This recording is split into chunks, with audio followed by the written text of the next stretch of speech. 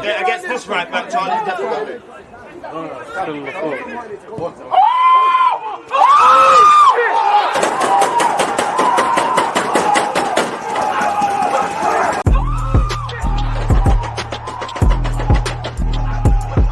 He always is that active red line, defending. I've been given like.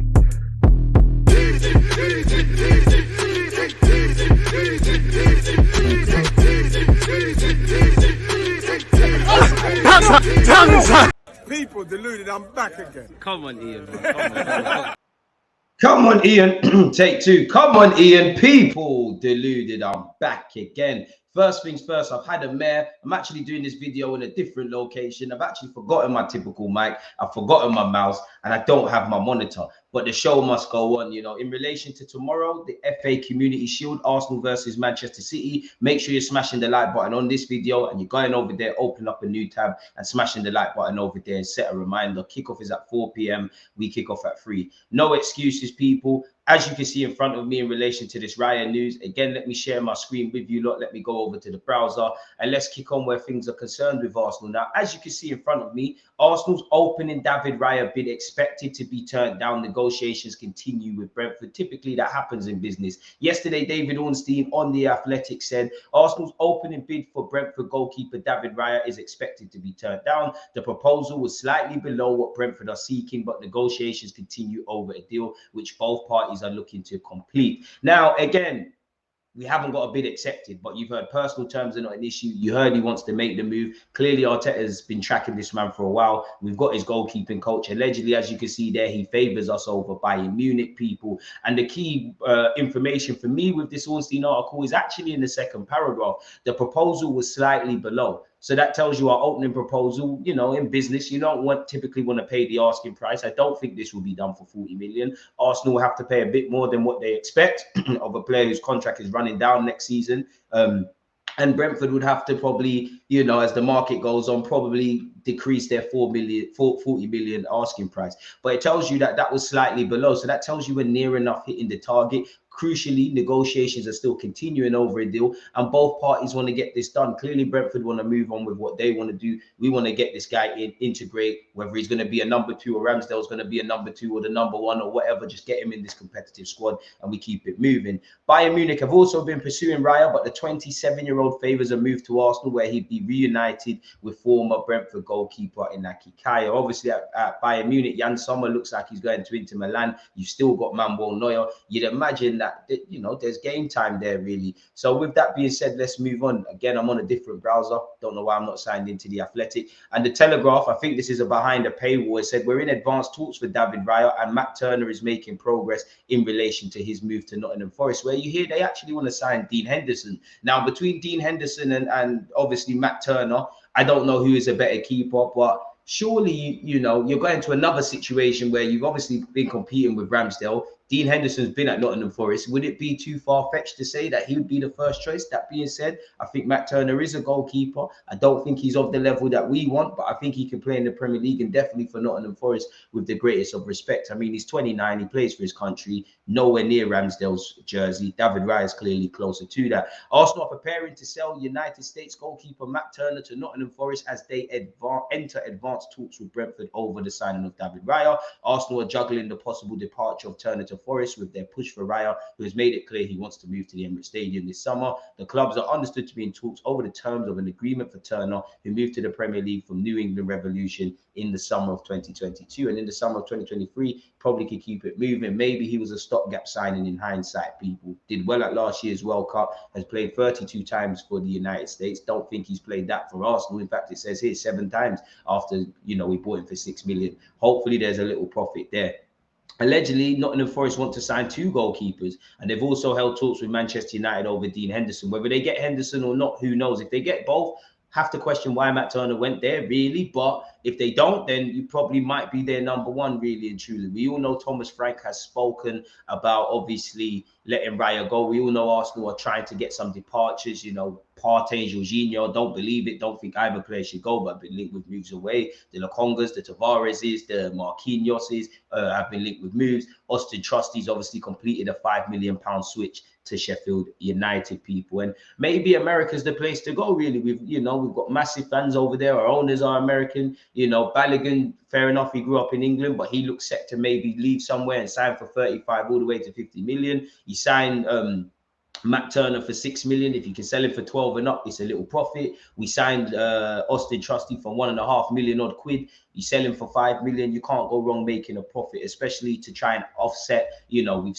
tied down several players to new deals and probably not stopping there. We've obviously spent a decent amount on Kai Havertz, Declan Rice and Timber, and I'm sure Arsenal would like to spend a bit more. And obviously the spending is going to go closer to 300 million if, David Raya signs for 25, 30, 40 odd million quid, people. We all know we tried to sign him in the summer of 2020 and the summer of 2021. We all know he's worked with Inaki Kaya, the former goalkeeping coach, people. So we'd have to see what was being done. Apparently Brentford would be willing to let Raya leave on loan to Bayern Munich, but only if he agreed to a new contract, something the man has made clear after turning down 2 deals that he doesn't want to. Again, the Daily Mail are confirming, that Nottingham Forest are on the lookout for 2 goalies. West Ham are struggling to sign players, people, and they've actually advertised 7 squad positions on an online transfer website, really. It tells you the struggles they're having. I do think the Conference League has probably papered over several cracks. They actually won more games winning the Conference League, shout out to West Ham, than in the league. And you'd imagine if they want to have a better domestic campaign, they shouldn't be the only team on paper who have failed to sign a player. Didn't they, that lad that's at Manchester City, he's gone to Ajax now, Borges or something, Carlos Borges. He looked set that he was going West Ham. He's now playing his football in Amsterdam. So moving on away from all of this, once again, Nottingham Forest have submitted an official bid for Turner. Fabrizio Romano has said he understands the proposal has been for a permanent transfer, which is obviously good, because obviously if you let Matt Turner go on loan, he does well, then next summer we're in a strong negotiating position. But he has a bit of a wobble. You don't really want to be stuck with X amount of keepers on the books, really. So, yeah, he's in advanced talks, and we're getting closer to signing David Raya. So, 1 out, 1 in. Arsenal are optimistic and confident of reaching an agreement with Brentford for him following their opening bid. Raya is insisting on making the deal happen. So, if 3 parties, Arsenal, Brentford and Raya, all want to get this over the line, we just need to have patience. It seems like it's a case of dotting I's and crossing T's. Now, despite a few weeks ago, Jorginho actually sitting here and saying he wants to stay at Arsenal, he's been linked with a move to Turkey, and allegedly, he has actually told them he wants to leave next season, which doesn't make sense. We've let Xhaka go. We need to keep Jorginho. You need to keep Partey. You need to keep El Nene. If you could bring another midfielder in, let me know your thoughts. Smash the like button, by the way. I'm all for that. And obviously, you've got the Odegaards, the Fabio Vieiras, the Smith Rowes, the Havertz, these kind of guys that can play everywhere but play in the midfield, really. So there you have it. But Jorginho's been linked with a move to Fenerbahce. I expected him to either return to Italy or return to Brazil when he's done playing in England. But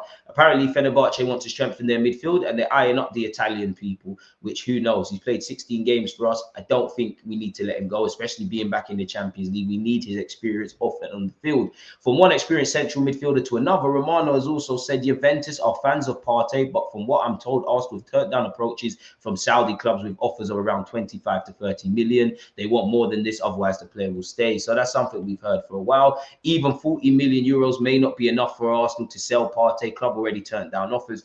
And, 40 odd million, considering you spent 45, offset that with some outgoings. If it was just a normal thing, Partey could probably leave. But we're in the Champions League. Partey's an experienced player. Again, there's teething problems with Havertz, Rice and Odegaard. We need Partey if anything happens to Rice as well. The man needs to stay. It's as simple as that, really and truly. And we need to buy a central midfielder on the best of days. So I don't think it makes sense letting anyone else go. Obviously, if Lokonga was looking all right, I might be saying different things to you lot. Appreciative to you lot tuned in. Don't forget to subscribe, hit the like button, etc.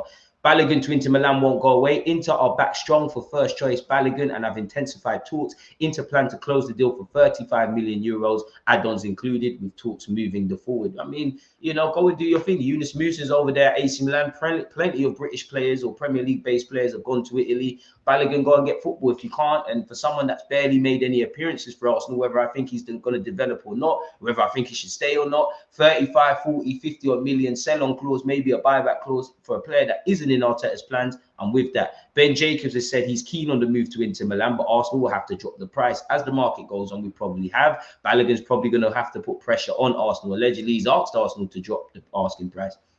Inter are hoping for a total package of around under 40 million. Arsenal want 50 to 55 million. Inter need a reduction, but are cautiously optimistic Arsenal will come down. Inter's budget basically the same as for Lukaku. You know, you got money from Man United, our fellow Premier League clubs for Onana. I know you got the bag. DiMarzio was saying, and to be fair, he said Declan Rice was going to City, not Arsenal, but Inter want to offer the same 25 million euros plus 5 millions in bonuses with a high sell-on percentage to Arsenal for Balogun. Put a buyback clause and things could happen. Ryan Taylor of the Express has said it's significant. Inter are now expected to push for Balogun, but still not prepared to pay the kind of money Arsenal want. Still anticipating talks and potentially negotiations between the clubs would be a good move for him if that materializes, which is true. Pep Guardiola has actually spoken on Declan Rice and said Declan decided to go to Arsenal. The offer was incredible. All the best to him because I think he's a really important player. He's a really nice guy. And for England's national team, he is and will be important, people. Arsenal brought an incredible player. Fair enough. Big him up for that one. Away from that, you know, Elise, who I and a number of Arsenal fans would like, it seems like, in my opinion, he's going back to Chelsea. I say going back because he spent time in their academy. Chelsea and City apparently are gearing up to sign Elise, who's currently out with a hamstring knock. Apparently 35 million odd quid would do it. I mean, if we could get involved, I would. Can play on the right, can play on the left, can play as a 10. Somewhat a blank canvas for Arteta to develop, in my opinion. Apparently Timber's brother's been speaking about his move to Arsenal, people. Is Google Translate going to happen? Well, yeah, people. He said he's been working to play in the Premier League. I'm not going to bore you lot with all of this. So yeah, let's move away from that. Ben White's been speaking about Bukayo Saka, and I mean, what could he say? Oh, that's annoying. That's actually a video. Fair enough. Mika Beref, an Arsenal young striker, has joined Motherwell in Scotland on loan. Hopefully he can be fit and do his thing. Zinchenko's been speaking about pre-season and his fitness, people. He said it's getting better now. Obviously, I have a little bit of time to feel completely better in terms of my injury than before. He was spotted in training, actually, people. The target at the moment is just to get as fit as possible as soon as I can. Then, of course, to stay fit throughout the season, which is most important. That's my target, people. Again, big up at the traveling fans in America and what Zinchenko said about America and pre-season, people, but I don't really think any of this is relevant. He's bigged up Kai Havertz and Declan Rice. He's bigged up Timber, as you've seen before. He's spoken about playing inverted fullback, and he's spoken about the game that he'll be involved in some capacity in Ukraine today, folks. And also Arsenal's manager Mikel Arteta has been speaking. I'm sure you lot have seen his GQ interview where he said he considered quitting Arsenal after, you know, losing out on the league title. And as you can see the comments here, he bigged up Aaron Ramsdale in the player tribute. Big up Ramsdale because it takes a lot of bollocks to speak about what he spoke about. On Sunday's encounter, he said, we're very excited to play a final and have the opportunity to win a trophy against a team that is the team to beat. They were the best team in Europe last season, and we know what the standards and how we need to win the game, but we're very excited. On the size of the squad, we're in the process of working on a few things and making a few decisions. There's still time to do that. We're happy with the squad, that's for sure. I would say he's happy with the bulk of the squad, 90 to 98%. Some need to leave. If there's an avenue like with Raya, or for me, central midfield, maybe even for some of us, right wing or up front to do that, then I think we'd look to do that. As well, we have to make sure that we can share the minutes around the team in order to have healthy competition with the squad. We are working on that. On whether there's an optimum number of players you would like in the squad, optimum people and optimum players as well. He sounds exactly like Arsene Wenger. Clearly, you want a 20 to 25 man squad. You don't quite want 30. On Jesus' injury, he's fine. Obviously, he was very disappointed. He was feeling really good. This issue came up, which nobody expected. So we had to do a little procedure there. Unfortunately, it was the best thing to do. And as quickly as possible, the better. We made the decision and hopefully he'll be back soon. There were some rumors on social media. He could be back for Arsenal against Crystal Palace. I don't know. On the team news for Sunday, Bukayo was feeling much better today. So I don't expect any other concerns. Obviously, Saka missed out against Monaco due to illness. On whether our new signings will allow us to earn more points this season, I don't have a clue. What happened last season and this season is not something you can compare. There are other teams who have strengthened as well, and they will be much better too. I wish it were that simple, but unfortunately it's not. On how he convinced Declan Rice, we just explained our thoughts on him, the project we're building, what his role was going to be in the team and in the club. We got into that very much on day one with him and his family as well. We're delighted to have him. Typically in Arteta fashion, he's not going to speak about players that aren't at the club. With David Raya, he said there's no updates, people. He then said in relation to Arsenal, this is what we want to be on every front, fighting for trophies and being as a club in front to try and be the best. We have to prove what we did last year was something, but it wasn't enough to win the biggest trophy and the one we were looking after. We have to be better, and that comes every day with trying to be better, making better decisions and playing better, and deserve to win the game. In the end, the outcome will come by itself. which is true, people. On Klopp's comments, he said City are the only team that can challenge. Obviously, Arteta knows that City are a juggernaut of a team, but every team should believe they can fight. On what he's learned about Declan Rice so far, that he is a player that is already excellent, so we have to make sure that we don't make him worse. We want to put him on the quality and abilities that he has and let him express his personality in the way he thinks about the game in the right way. If we can help him with a few things, that's what we'll try to do. We'll try to accommodate his qualities into the team to be better. On Havertz, he said, well, he's playing at the moment in attacking midfield on the left, but he can play on the right or as a winger coming inside or as a 9 or as a false 9, which we don't know if Trossard or Eddie are going to play up front. Havertz is something to consider on Sunday. I don't think Arteta is going to gamble in that regard. We'll see. It depends as well. We're seeing a lot of things and the team gives you information every day. There's some connections and relationships that you expect, which is natural. So we have to have our eyes open to that and just not close the door to something because something is not the best thing to do. Obviously spoken more about Declan Rice. We know Declan Rice is in isolation, isn't going to get us closer to City, but the target is to bring players in with the existing quality and be better. We all know Declan Rice is a leader. We all know City is a difficult team to beat, and you don't need no motivation for that. But I thought this was interesting. We've recruited them from important teams, and they're bringing those experiences. The 3 of them are really young, but they've already done a lot in the game and in international football as well with their national teams, which is great. On Rice, he said his leadership skills are unquestionable. When you meet him and you spend the first 5 minutes with him, you get the feeling and impression that he's someone who is going to help the team so much with the dressing room and the approach that we want to take into games and have the initiative in our way of living. Things take time and they have to be natural, but if it has to happen, it will happen, which is facts. And he bigged up the traveling supporters, people in America and whatnot. So yeah, with that being said, we've covered Mikel Arteta, we've touched on Zinchenko, we've gone over the transfer news. Let me know your thoughts on Arsenal versus City tomorrow. Let me know your thoughts on everything we've discussed. Do you think we need David Raya? Don't you? Do you think we need to sign any more players? For me personally, I'd like another central midfielder. If you can get a right winger and or a striker, I think they're avenues to explore. Again, apologies for not having my normal mic, not having my mouse, not having the light in the way it is. At least I don't make excuses. I've got something out for you. Tomorrow, live from 3 p.m, we're watching Arsenal City. Go and smash the like button on that. Check out the rest of the videos that you see popping up throughout this video, or check out the playlist. Most importantly, I hope you've all had a great week. I hope you and your loved ones are in great health. I hope you all enjoyed this video and are enjoying this weekend. Take care of yourselves. I'm out. There's always just that active red light, defenders. I've been given like